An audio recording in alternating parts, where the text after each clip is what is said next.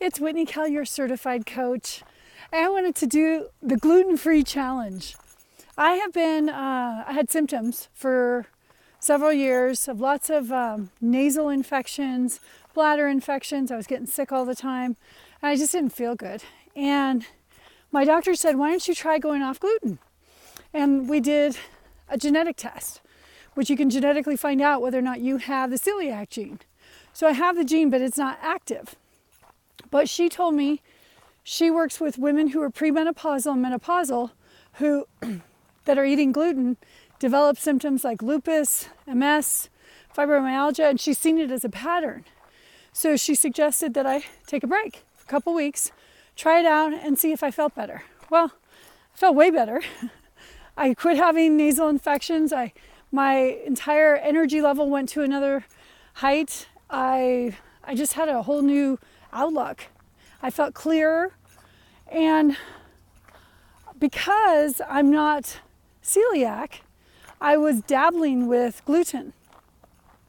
And I recently met a new friend who showed me some pictures of her breaking out in a rash, finding out that that was gluten because her body couldn't digest it, and that was the only way it could get out of her body. And she reminded me that, she could see it, but I can't. I can't see what gluten's doing inside of me.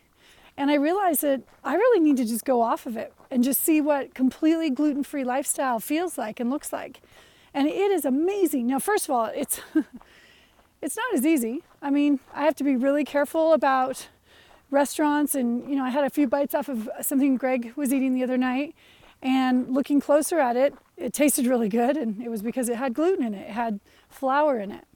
So, there's not as many choices depending on, where you go for gluten-free, but it's really protein and vegetables, and that's what I teach anyways. And as a coach, is the 5-in-1, and the lean green is the meal that we recommend, and that's usually what I eat anyways.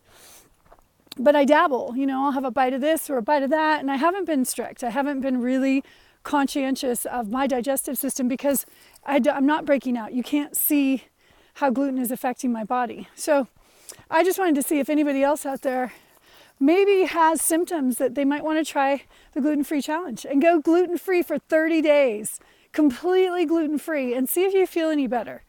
I'm doing it. I just wanted to reach out and offer support.